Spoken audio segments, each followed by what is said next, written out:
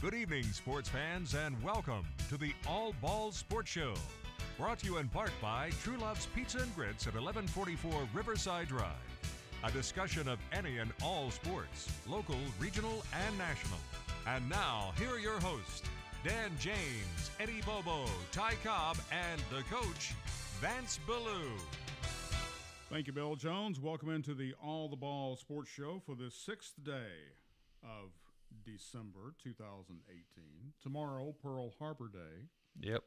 We will be remiss if we do not mention the 2,500 Americans who were killed at Pearl Harbor on the day that will live in infamy, December 7th, 1941. Yeah, I got rid of a Nissan truck, so I was afraid he was going to commit harry-carry. Well, I got to admit, what happened with me, I bought a Chevrolet Silverado simply because the day that I went to look at my Nissan truck that I wanted to buy, okay, had a nice price on it. 4 doors, had all the stuff and all had all the bells and whistles. Yeah, it did. It had all the bells and whistles, and I woke up that morning. I thought,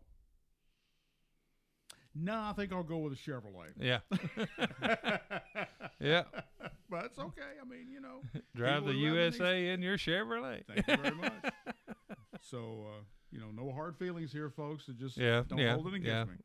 Yeah, but, I had a brother that retired from Nissan, so I was just saying a joke. Got some very disturbing news last night on Facebook as Dan LaFond announces he's leaving Columbia Central High School and moving back to Michigan in the summer of 2019. And that's very upsetting because it's upsetting in one regard in the fact that we're losing the rugby coach from Columbia Central High and a very good teacher on top of that. Right. But it's not upsetting because he's accomplished what he's wanted to accomplish in the last 7 years. Yes. And especially 5 with the lady rugby team. Right. In winning a state championship and coming in 5th in the nation. So congratulations to Dan LaFond and best of luck to you. Yeah, I mean, he's a class act. I hated to hear the news myself. He helped mold the lives of young men and women at CHS. And you know, he will be missed, and I just hope the program can carry on and survive. You know, we'll just have to wait and see. Chris Binkley will be taking over the duties of the lady rugby, according to what Dan posted last night on Facebook, and I'm going to miss him. Yeah, he's a class act. Yeah. It's not really an act, but I mean, what I mean is, he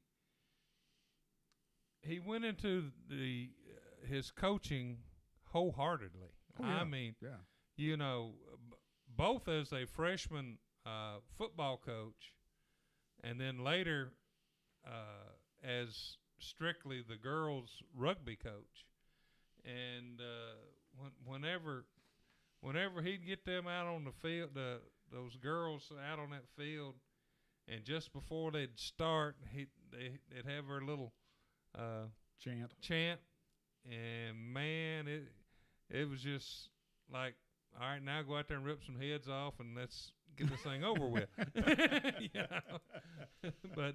But not necessarily that way. But I mean, you know, he got them fired up, and those girls responded, and you know, to go from non-existence to 5 years later winning the state championship. Yeah, I mean, that's strong. That's strong. That's stronger than cat food, right there. You got that right. And I own a cat. I know what you're talking about.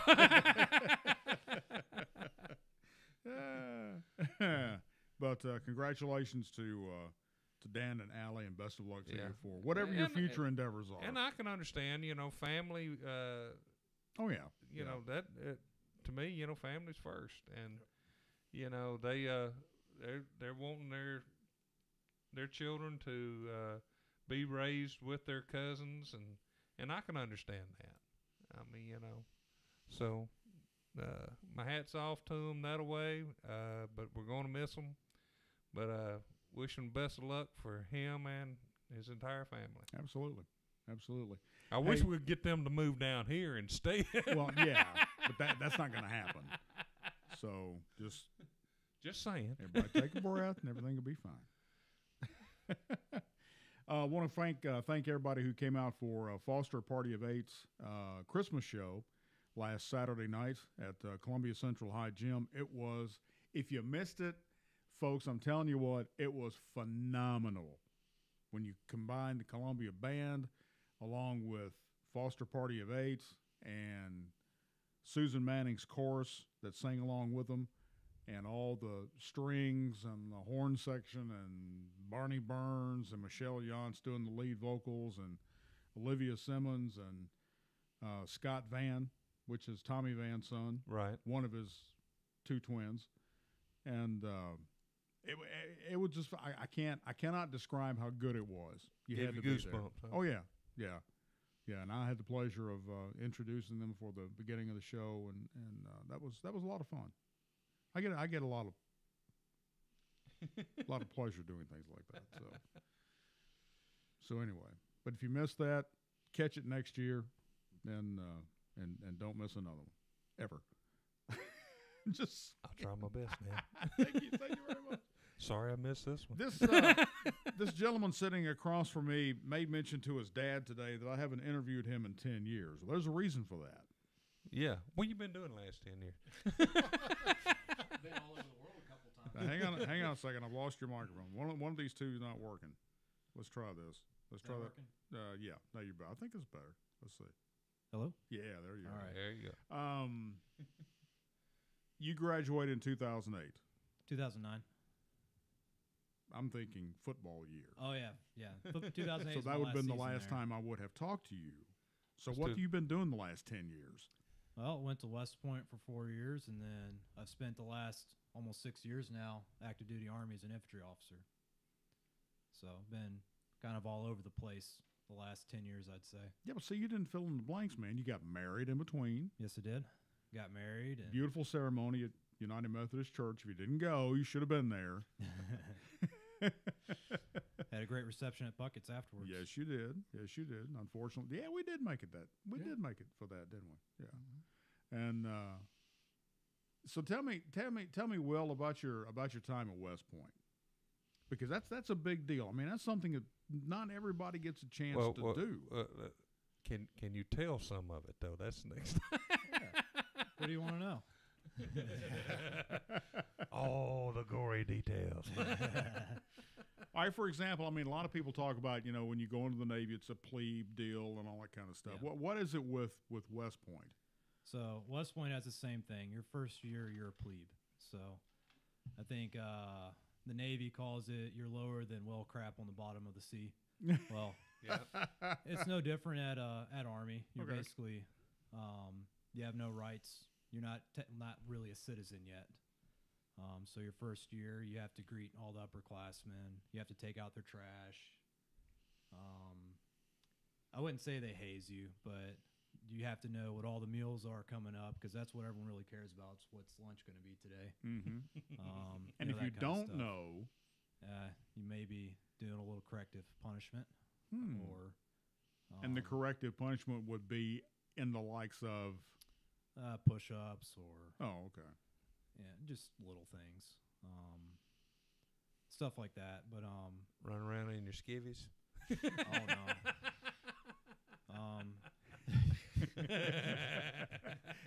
See, all these memories are coming back with him now. And we're going to have him messed up before the end of the hour. Some of that stuff probably happened. It was not school sanctioned though. Oh, okay. All right. Well, it never is. I mean, you can only imagine what happens when you lock 4,000 people up in college students up in a square mile. Yeah. See what happens. In the mountains. Mm-hmm. Mm-hmm. Okay. But your first year you don't have many rights or privileges, I would call it, and then after graduation day, your plebe year, that's when you're considered an upperclassman after that. So not only are you given responsibility over another plebe who comes in the next year, but you have your privileges back. You can talk outside. You can you don't have to memorize a bunch of stuff. In fact, you're asking whoever you're in charge of, questions to make sure they're not getting eaten up by an upperclassman. So now You're you protecting your guys. at that reversed point. roles, and now you're asking the plebes questions. Right. Okay. So it's Much like interesting living with your dynamic. dad, right? Yeah, definitely. And his two brothers. Yeah. And his sister. Yeah. Yeah. His sister was always blaming him. All right, so once you, I mean, obviously we do know that military life is totally different from probably anything else that we've ever experienced. That's three, except for your dad who went to CMA. But that's That don't just a small scale compared to what you went through. But once you graduated West Point, did you say, I mean, are you required to give X number of years to the Army for the education that you just received, or do you decide that maybe I want to do this as a career? Yeah. So what's required of you is everyone, regardless of what branch you go to, you have to get 5 years active, 3 years inactive reserve. So it's not like your normal reserve where you'd come and have 1 week in a month. It's just you can be reactivated within 3 years. I surrendered those 3 years to get the branch that I wanted. So I wanted to be an infantry officer. So I signed a document saying, okay, I give those 3 extra years to active duty to get the job that I want to have. Because otherwise, it's up to a merit-based system. And a lot of times, you don't even know the number of slots they have for whatever job. So first come, first serve, going from top to bottom on the order merit list based on grades and how well you did at running and things like that.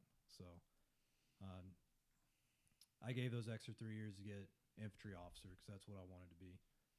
But so my requirement's 8 years, but you can decide. There's break points within service, especially with officers. After 4 or 5 years, you can decide to get out. After 8 years is a good mark to get out, and then really after that, you're over the hump, as they say. You're approaching that 10-year mark, and you might as well stick around. But I mean, you still have the opportunity to get out at that point. So. When you graduated West Point, what did you graduate as far as rank goes? So I graduated as a second lieutenant. Okay. So butter bar, Okay. as some people call it. All right. Cool. And right now I'm a captain. So Cooler. Now, you just completed some training I did. that, unfortunately, you had to go back and repeat a couple of things. No big deal. But what was that training for? So back in October, I graduated Ranger School. Mm-hmm. So I'd been to it before. It's a tougher school. Yeah, I'd say. I think the average graduation rate for infantry officers, like second lieutenants, is about 40%.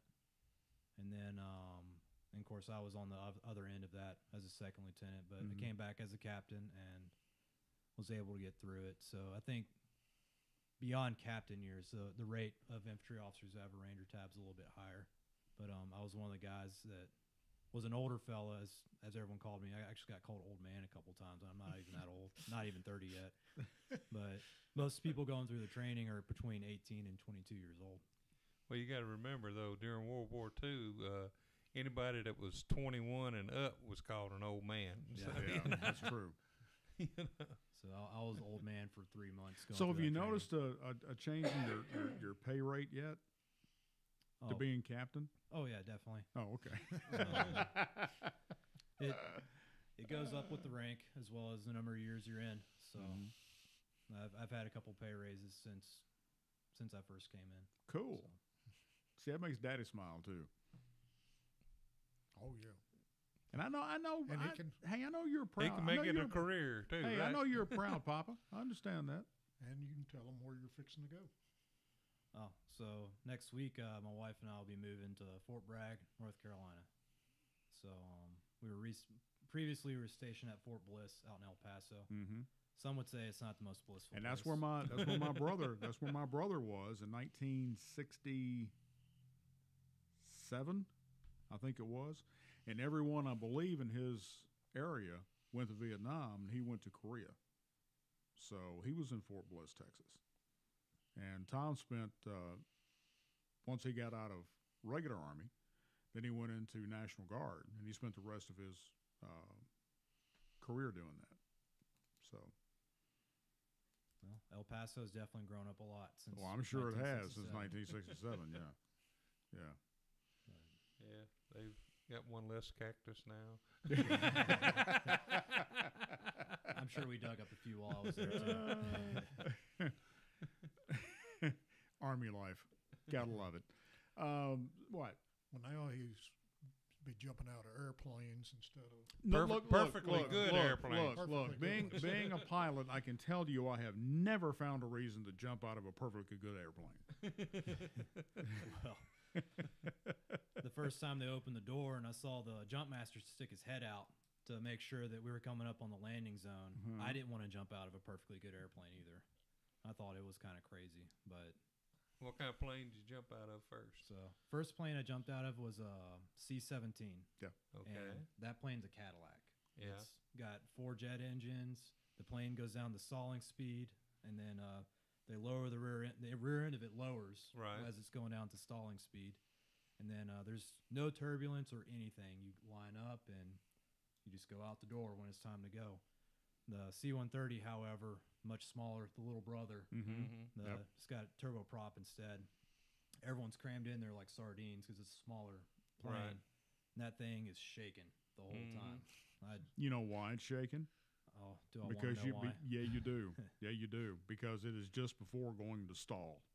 And that's why she's shaking, because you've got a power on stall at that point. Because the reason he does that, and I can tell you this because I have dropped 4 parachutists out of an airplane once.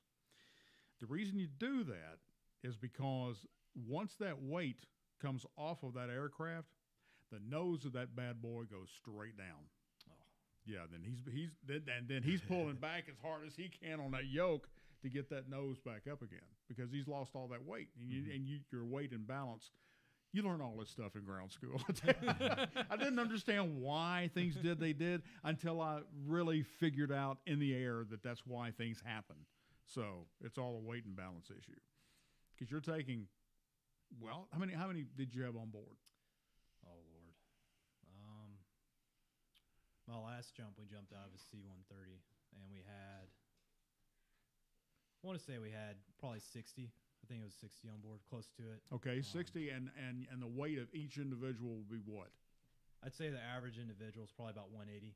Okay, but with equipment on. So once you include equipment, your rifle, you're carrying your rucksack between your legs. It's rigged between your legs because you can't wear it on your back because you got your parachute.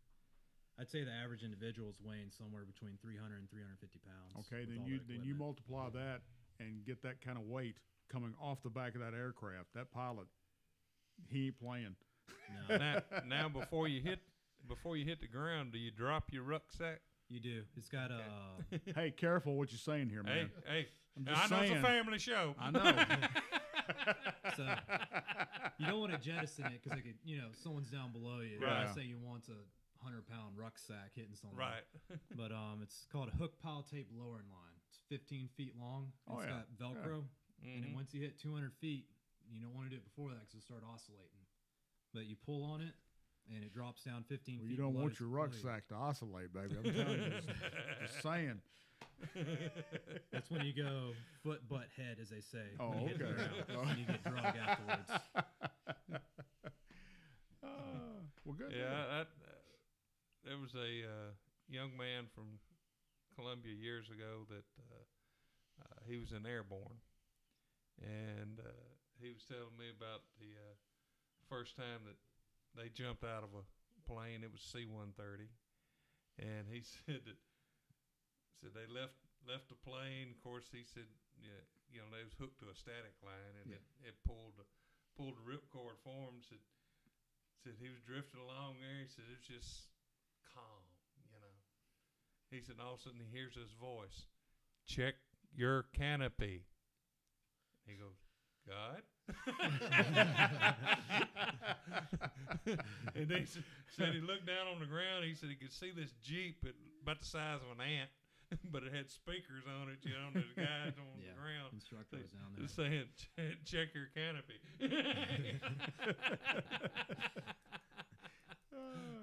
Well, good deal. Good deal. So you're moving to North Carolina.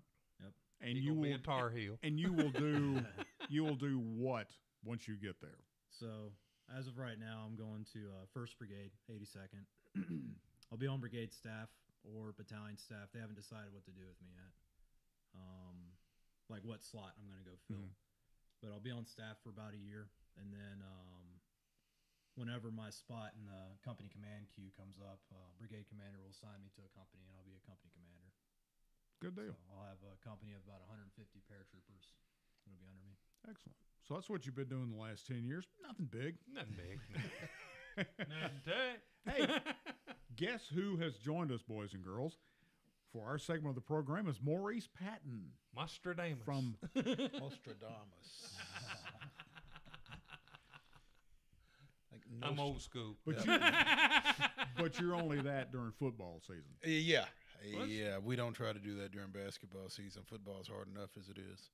Because if you tried that during basketball season, that'd be 2-3 times a week, man. Yeah, and I just can't afford to be wrong that much.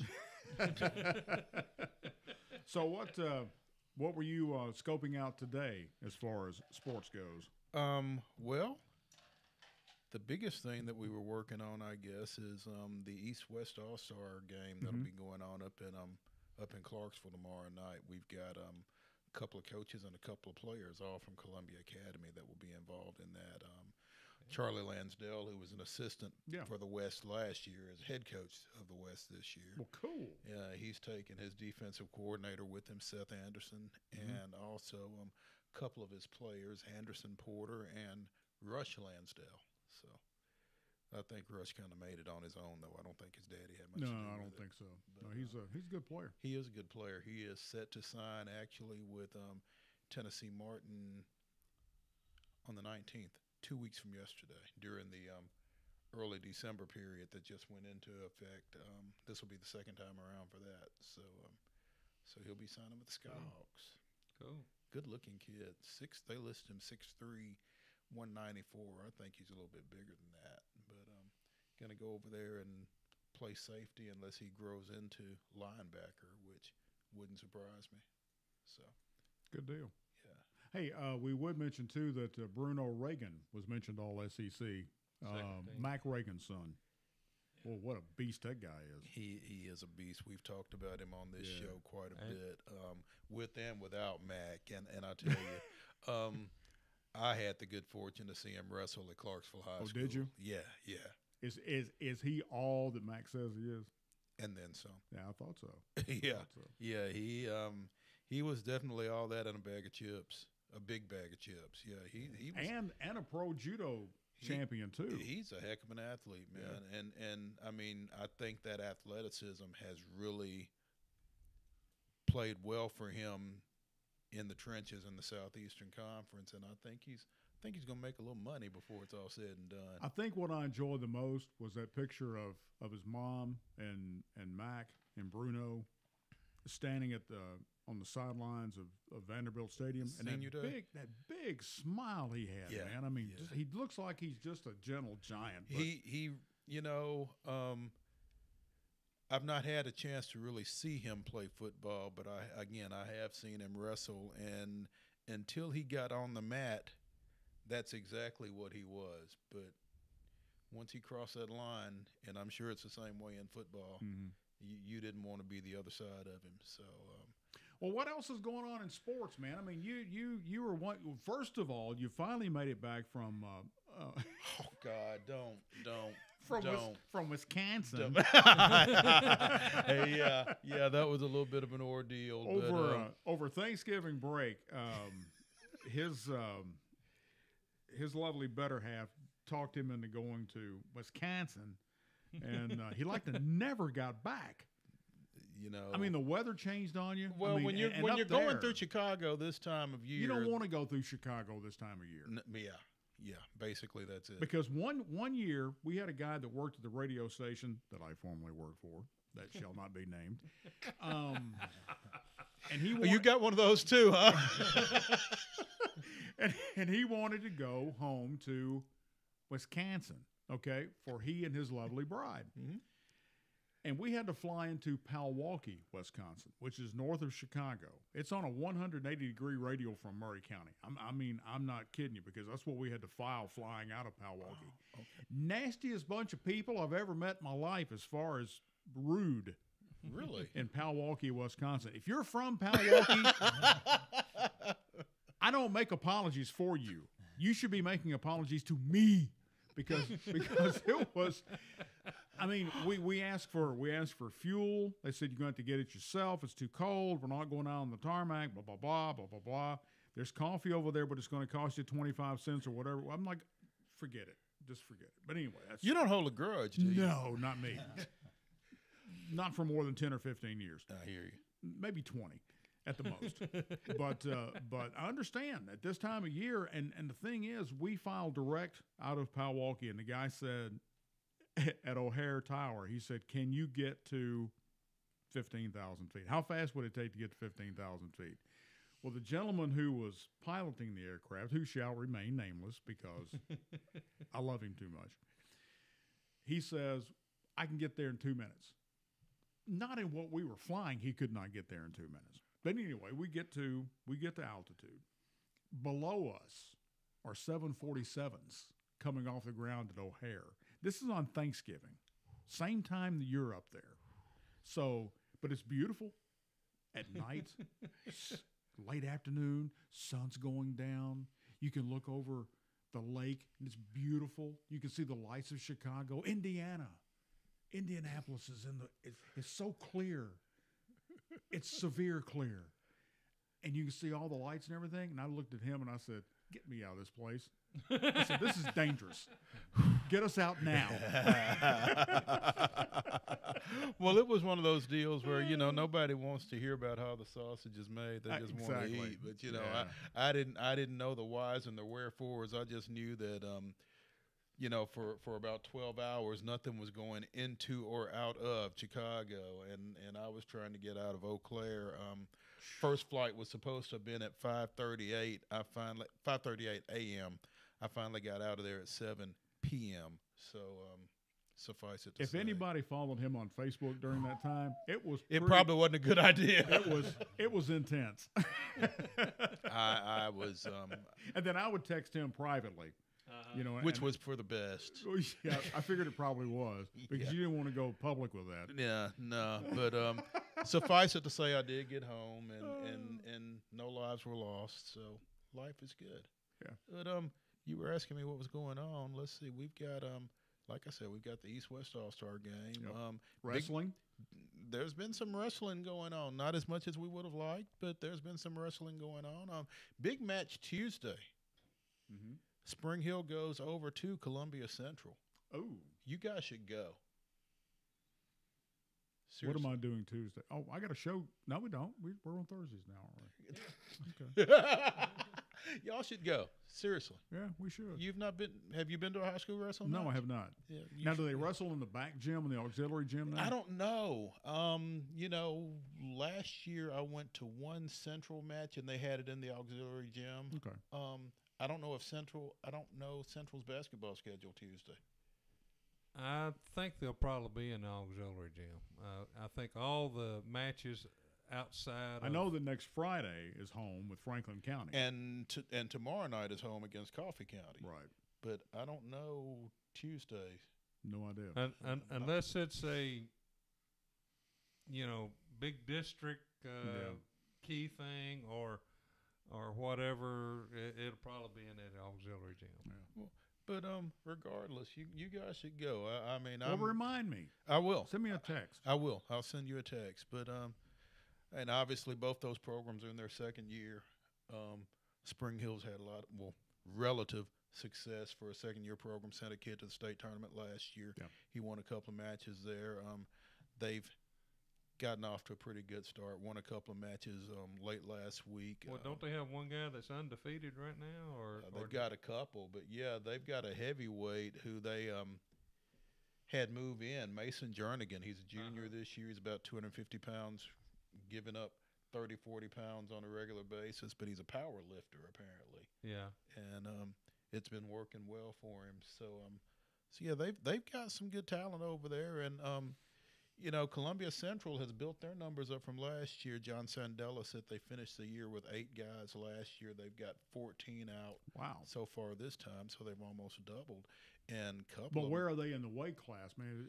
Everybody from small to large? They are still they're kind of sporadic. They've got a couple of guys in the middle weights that looked pretty good when they wrestled up at Spring Hill. They've got a nice looking 285-pounder who I figure is probably closer to 245, but long and lean looking. Jovan Bray. I think he played football, sophomore maybe.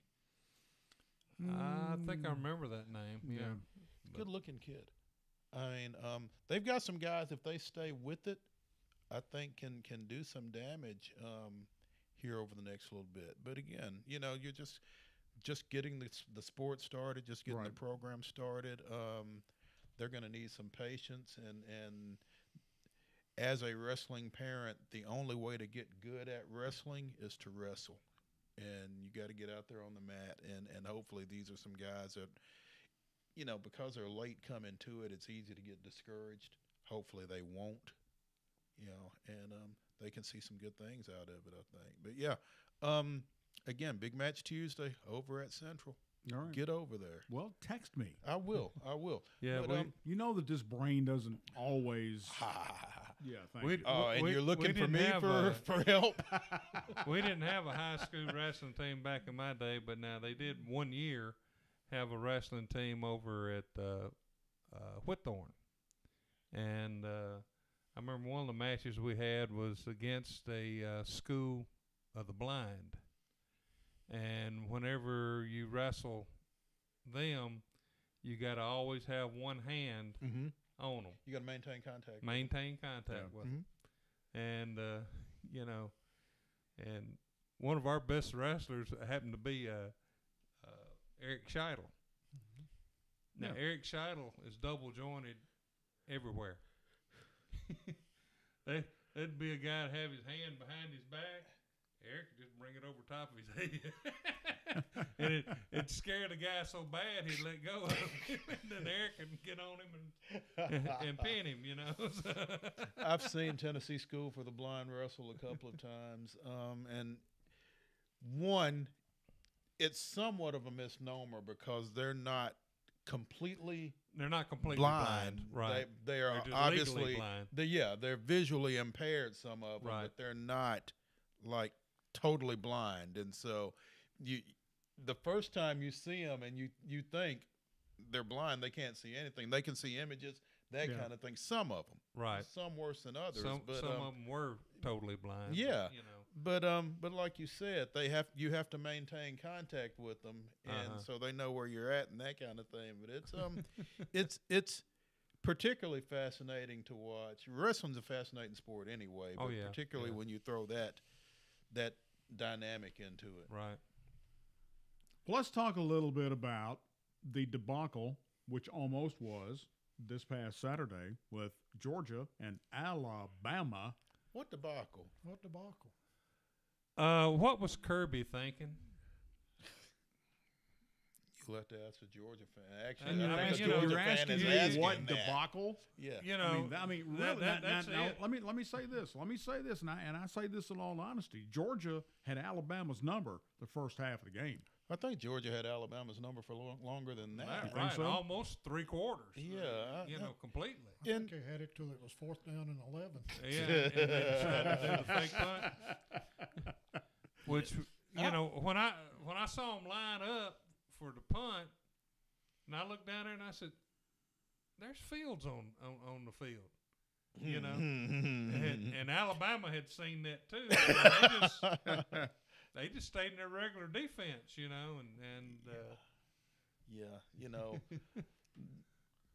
when you've been around this as long as we have, every now and then you'll see a coach who makes things a little bit harder than they have to. Right. I mean, I hate to say it, but he basically took victory right away from them. Yeah. It happens. Is that a Mr. Potato Head? What is that? That's a stress reliever. That's a stress reliever. Okay. No, what I've done, that's my little Russian. He put a mic cover on top of it. what I've done, my friend Amy gave me this as a stress reliever when I left my last job, and well, as all you folks can see right there, it pops out. So then I took a mic cover and I made a little Russian out of him. You're a little naked Russian man. And then I got my little Snoopy here, and little Snoopy is kind of cool because he's got a little light that lights up. Oh goodness! Yeah, see. So Well, we got that can too. you get Yeah. Amy to make me one of those? I think she bought the stress Because I could use it at my office from time to time. She bought me the stress reliever, but I can give you the hat. No, I don't need the hat. I need that. You need that? Well, You here. know, No.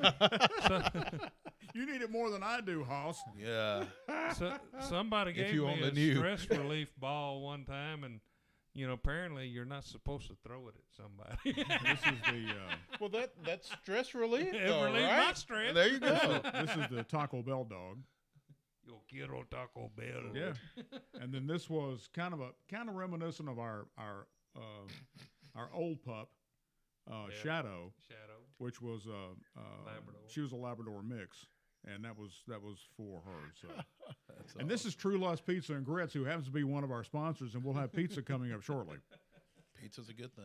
Absolutely. True Love's Pizza's even better. But anyway, getting back to the Alabama Georgia game. Yeah, sorry, I didn't mean to interrupt. No. I just saw that over there, and You it's know, like, what in the world? I thought it was kind of fitting though that it switched this time. That Jalen Hurts came in and Saved the day, and Here I come. Today. Not Mighty Mouse. but he come in cool as a cucumber and led them to 2 drives. Tim Corbin, the ultra successful Vanderbilt baseball coach, has a saying: "The game will come back to you." Yeah. And if you go about things in the right way and that kind of thing, the game will come back to you. And I think that's probably a good characterization for what happened with Jalen Hurts right there. I mean, everybody knows what happened in the second half of the Georgia game in the national championship last year. Had every opportunity to go somewhere, do something else. And personally, I wouldn't be surprised if he still does. But really, I thought he was more of a class act than that. I don't know. I don't know that it's either or for one thing. He's for another, actually going to get his degree. he graduates this month. Oh, does he? Yeah. Yeah. Wow. So he can go. He can go and be immediately eligible wherever he goes. And we'll have to take this up off air probably, but particularly at that position, kids want to play. Right. Well, yeah. Right. Yeah. And Well, it's like high school or anybody else. They do want to play. And so if you see somebody that's younger than you, that's going to be ahead of you, and you feel like you can play, I don't know what's wrong with getting somewhere where you can go play. And clearly, Jalen Hurts is a kid who can play at a lot of places. I know one place he could play at right now. But I know where that ain't going to happen. Well, but you know what?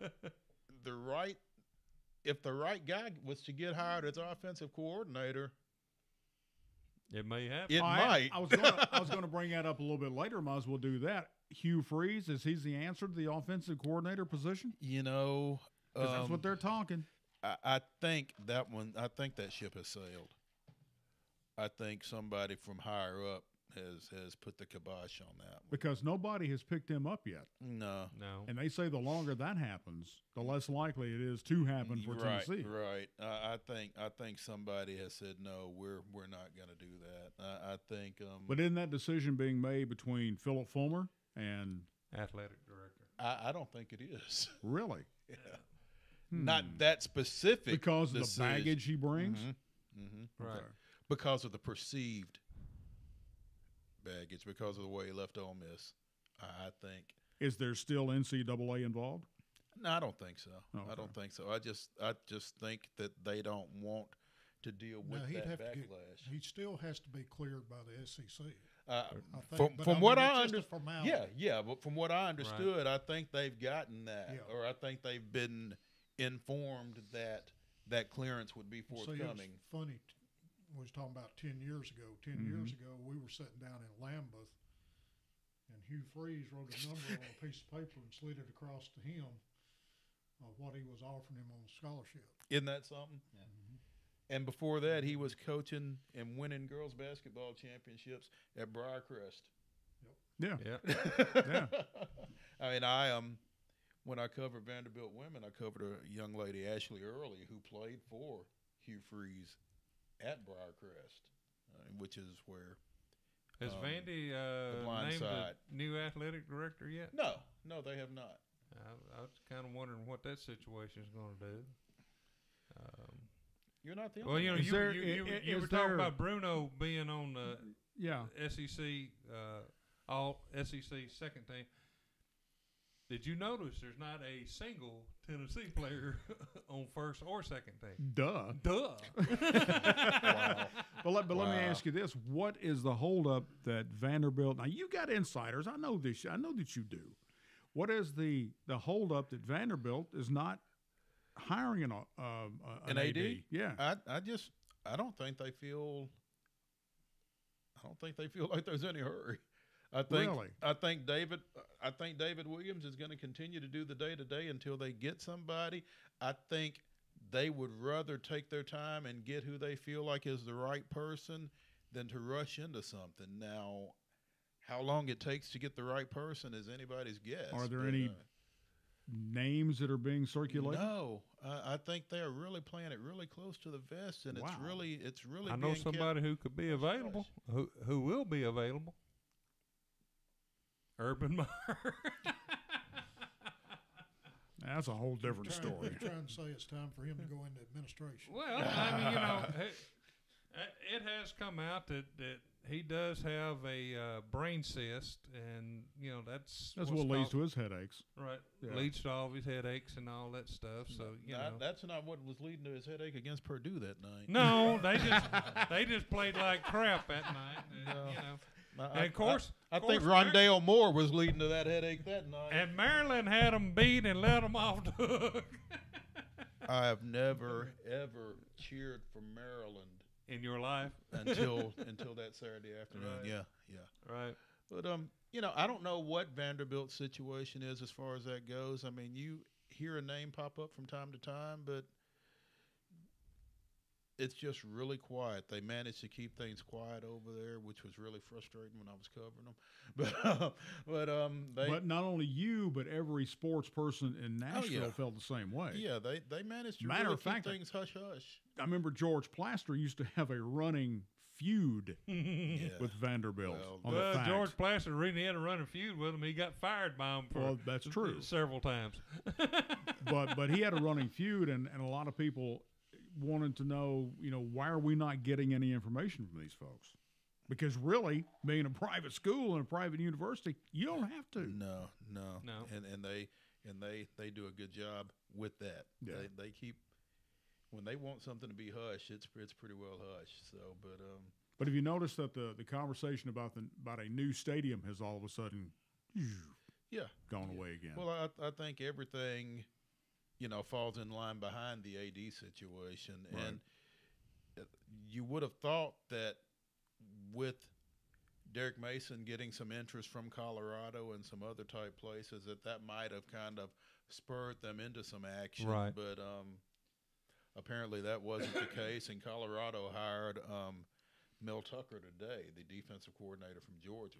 So, so I guess Vanderbilt dodged that. And then Alabama's offensive coordinator is who gone. was just on the screen behind you, Was he? actually. Yeah.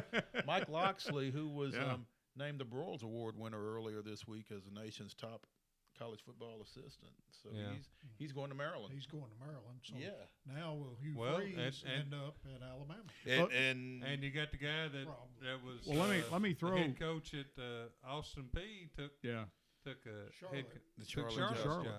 Let me throw this out there. Is there going to come a time when Nick Saban is going to have to retire because he's going to end up playing every single person who's ever worked on his staff, and they all know what he's doing? You know, his guys get jobs, but none of them seem to be able to beat him. But I don't know if that's I think it's part his of the deal or I what. think it's Hey, personnel. I think it's like this. I think he says, I've taught you everything you know, but I haven't taught you everything I know. Yeah, never deal your ace card. Got to know when to hold them and know when to fold them. One move that kind of flew under the radar a little bit. Jim McElvain, speaking of former Saban assistants, got the job at Central Michigan earlier this week. Right. So apparently his I wonder who's going to end up at Georgia Tech. You know, that's a heck of a question. I ran into Andy McCollum up in Cookville last week and asked him if he was surprised at Johnson stepping down. He said, "Well, he's been talking about doing it for the last 5 years. I guess I was surprised that he finally did. But other than that, I hated to see him do it though. But you know, you never had to defend that triple option, did you? No. Yeah. So there you go. Yeah. Well, I knew But one still- of the but names still, that though, stood out was the Army head coach. Mm-hmm. Because they were, They they're do a lot talking of the about same with thing. what they got with the Right. kids You already know, in the program. it'll be interesting to see how that goes from that standpoint. Do you bring in somebody else Or that do you runs that or same you raise system, somebody up. or do you go 180 degrees opposite, knowing that everybody that's been recruited offensively has been recruited for that system? So it'll be interesting to see how they Right. handle that. But Right. I think the fan base at Georgia Tech would really like to see them open the offense up. Mhm. So it'll bear watching. But I think You can't tell you they won. yeah, They they did won a lot win. of They ball they did win. This was And probably and one so of his the worst question years. becomes: do you want to win or do you want to be entertaining? And you know, me personally, I prefer to win, but I think a lot of the fans down there would like to see a more wide open Well, style. they're going to have to be offensively. patient. For it. Yeah. So I Well, they can saw hire Jim Bob Cooter. I saw a Shaq Mason tweet to Coach Johnson in the aftermath of that, congratulating him on a job well done and that kind of thing. So, Yeah. and you know we've got another local kid down there, Dante Smith, who Mhm. redshirted down there from Spring Hill this year. Right. They've done a heck of a job recruiting up in this area the last few years. Yeah. So. Now I wonder where T. Martin will end up. So that's Yeah, you know, it's unfortunate the way he left Southern Cal, but everybody's got to have a fall guy. So I don't know if he winds up at UT or if he winds up somewhere else. when did Southern Cal bring in their new head coach? They brought in they did bring in a new quarterbacks coach. And offensive coordinator. Offensive coordinator. Yeah. So And that. Well, you know, either Lynn Swan is really slick, or Clay Helton's really stupid. because, you know, because if I think you're bringing in a guy to be the next head coach, dang, if he's going to be my assistant, I don't know. You know, call me crazy. it's looks like it's happening. You know, stranger things have happened. Well, what's the old saying? Keep your friends close, but your And enemies enemies closer. Enemy closer, yeah. Coming up tonight, the Titans and the Jaguars. What do you Played think? a 9-6 thriller down in Jacksonville earlier this year. A lot of field goals. Yep. Did you Live and die Yep. by the field goal. Yep. Yeah. Well, Jacksonville won last week at 6-0. A lot 6-0 of field goals. against the Colts. Yeah, but here's the thing that bothers That was me. the hottest offense. I want to see a football team take the field that can actually produce something in the first quarter of play, where you look like a professional football team. Good luck. You play 4 quarters. I understand that. But when you're holding your head in your hand like I do from time to time, going, my God, they've got new uniforms, they've got a new coach, but it's the same old. Yeah. And you know, when you watch them at times be so productive offensively, like the last week against the Jets, it's almost perplexing how they can't be like that on a more consistent basis. Right. I don't want to say all the time Look because how they play you are playing against the somebody. Patriots. But you've got Yeah. And How the they played the Eagles. Patriots. okay, but the how they Patriots. played Now the wait a minute. Eagles. Now wait a minute. The Patriots had Well, a whole lot of people hurt. Patriots had a whole lot of people hurt. Right. Oh, Now- stop it. Well, they did. But they still played. Well, I agree. Patriots played like crap. Hey, look, the Eagles suffer from something other than what New England suffers from when they win a Super Bowl. They came back the next year and just went, you know, big. But Somebody New England shot doesn't the seem to bird do down. that. That's They've what- had a lot of injuries. They have. I understand. Yeah. I understand. They're playing like a water boy at safety and stuff. So, I mean, you know, Now, wait a minute. I watched that movie Waterboy, and he's pretty good. But I mean, I know I'm not the only one who wants to see. I guess maybe I'm longing for the good old days where you had teams that go out and play like professional football teams instead of 3 and out. Hell, I get tired of seeing 3 and out. I'm sorry. You don't like Or defense. third and long. Dan likes to be entertained. No, I want to win. I'm used So to you didn't like that 1st and 30 that the Titans No. had Sunday? No. Yeah. I mean, really? I mean, come That on. reminded me of then- high school because days. they will say Somebody was usually The wound punt- up 4th and 30. the talk show pundits will say, the guys who watch this stuff all the time, they will say when the Titans get into a 3rd and long situation, it's over. That it's going to be punt time. Well, that's pretty well true with a lot of teams, though. But not with the Titans. It's like that all the time, as far as from what I can see. Wasn't it last week that the Titans were 0-10 on third third down down, conversions? yeah. And then in the fourth Yeah. quarter, when they really needed it, they did get that third down conversion. Yeah. Touchdown. Yeah. Yeah, I was frustrated that whole And game. I'm then, like, what are they doing? and then the game before, let's give it to Stocker. Why are we not giving it to Henry? Henry scores touchdowns from the 1 every time. But no, we give it to well, you, who? you're out thinking your opponent. Do you remember what I said about Kirby a little bit ago Yeah. about coaches sometimes making it Yeah. harder than it has to be? Yeah. There you go. There you Okay. go. All right. There you go. All right. If it's that easy, you By could the be way, I a head want coach. everybody to know that in the grand scheme of things, we got about 7 minutes here. Grand scheme of things, there is on our list of bowl games the Idaho Potato Bowl. There's also the Cheez-It Bowl. I know. Yeah. And the Gasparilla Bowl. And the Quick Lane Bowl.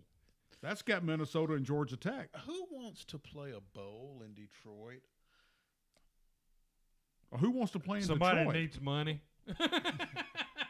I mean, generally speaking, when we were growing up, when I was growing up, you know, you thought bowls were in warm places. They were a reward for teams for Yes. a job well done and that kind of thing. Florida, New Okay, Orleans, but are they Arizona, Are places they like going to that. play in the Are Lions they going to play in Stadium? the Dome? There is no dome. Lion Is there a Stadium's a dome. Is it? Yeah. Downtown? Yeah. Ford. Is Yeah. that Ford Ford Field. Field. Well, yeah, that's yeah, where Ford they're Field. playing. Yeah. Yeah. Okay. Well, Well, that's then being but- closed. it'll be For 70. the game? Hey, look, he's having flashbacks of Wisconsin, okay? Yeah, you get the fans have got to get there. I understand that. I mean, everything else that goes on, they've got to go outside at some. I don't like being cold, though. I mean, so. But you're forgetting this weekend is the big game, Which right? one? Oh, Army it Navy. is. Army Navy game. It is. Yeah, you know who's going to be there. You know, Who's there's gonna be also there? another. Donald, The president is making an appearance. I thought you meant Rob Fleming. Here's a. unless Seriously, Rob is going. Oh, unless is he it? Yeah. sends, Okay. unless he sends Mike Pence in his place. I mean, Oh. you know. The and here's something ironic. See the irony in this: the Military Bowl features no military schools. But it's at Annapolis. Okay, So. but it's still it's Cincinnati and Virginia Tech. What But day- that what has days of nothing to it? do Did with this weekend? military. I wonder if any of the military schools reach bowl eligibility, though. Probably Army not. is. Army did. Army. Yeah. Army did. Yeah. Where are they? Army's 23. Are they playing in the Armed Forces Bowl then out at Fort Worth? Yeah, I they'll don't play know. Armed Forces Bowl. I'm looking. Okay. I think one year they did play in the Potato Bowl. I think it was back in 2009. Don't quote me on that. Of course, you could play in the Boca Raton Bowl in Florida. There's rather worse play- places I'd rather to play be. in the Bahama Bowl. Yeah. I just always remember you can't spell citrus without UT. Oh God. Hey, I'd love to go back to a Citrus Bowl right now. Hey, you'd like to go back to the Music City Bowl. thank right you, now. whatever. Yeah. Yeah. But how cool it would be to be the Hawaii Bowl. Yeah, like I said, either the Hawaii Bowl or the Bahama Bowl. We've been to a bowl game in Birmingham. Yes, we have, and they have another one down there this Yep. year. So the Birmingham Bowl. The New Orleans Original name there. Yeah. Huh? the New Orleans Bowl, where it's Middle Tennessee and Appalachian State. Give me a prediction on that one. Because Appalachian State's They ain't no they ain't no pushover. They're not a pushover, but they just lost their coach. Scott Satterfield just went to Louisville this week, and that's what I'm banking on if I was to pick Middle. I'm so disappointed in them after losing to UAB the week after having handed them, well, after having handled them pretty well. So, What do you think? What do you think was the cause for that? Um, Overconfidence. I don't think it was overconfidence. I've talked to a couple of UAB followers who are big Bill Clark disciples, and they feel like giving him that much time to prepare. And to be fair, I think A week. well, having just seen him, But basically but 2 you weeks. But you just had your butt handed to you by them. I think they had some Yeah, guys but that it's did always not hard play to beat the same in that team first twice. game. I think they had some folks that didn't play in that first game. They had a couple of injured offensive Oh, linemen okay. they got back. Okay. I think the big running back had not played or had played sparingly, and that was a big difference for him. But And he probably didn't show everything. that could be. So, yeah, tough loss for Middle. Hopefully they can bounce back and go out here and get a win. All right, Marius, I'm going to put you on the spot. Don't put me on the spot. Don't do that to me. What's up? Central Florida and LSU. Oh, God, that's no spot. LSU wins up by 2 touchdowns. Do they? Yeah. I think I just think those guys will be fired up, and I think Mostradamus. No, you like the crystal ball, huh? Yes, I do. Yeah. I just think UCF has. LSU should beat them, but it wouldn't surprise me none if Central Florida found a way to win. I just think that at some point it's all going to catch up with UCF. I think that there's an attitude there that it's almost like a balloon that just needs popping a little bit. You know, Is it? no, I wouldn't go in there. They've done some really great things down there. Scott Frost did a really good job down there. Josh Heupel has done a really good job following it up. They've really maintained that momentum. Mm-hmm. But it's tough when you're playing the folks that they're playing on a week-to-week basis to expect to be in the mix with the folks that they expect to be in the mix with. And so it's and you look at their last game against Memphis. Memphis should have beat them. Memphis was Should've beat them manhandling twice. them. Memphis should have beat them, and it's Yeah. like somebody And- flipped a and- switch, and I yeah. don't know which one of them it was. But that running back for Central Florida came alive, and shoot. And I they mean, stopped for the most- Memphis's And running they game. stopped. For the Memphis most part, is you running like game. to see the underdogs, but every now and then you need to kind of realize where you're at. I think LSU Right. will take care of them, They should. They should. so we'll see. Well, guys, we've come to the end of another show Already? already. How Time about flies that? when you're Will, having thank you for fun, coming huh? in. Thanks Will for having Matlock. Thank you for coming in. Glad I could Mostradamus. make it. I'm glad you could too. Yeah. Really am. Chip, thank you. Eddie, thank you. We're going to have one more show next week before we break for the holidays, Holidays. for the Christmas holidays. All right. So for everybody on the show, we are out of here for this Thursday night. See you later.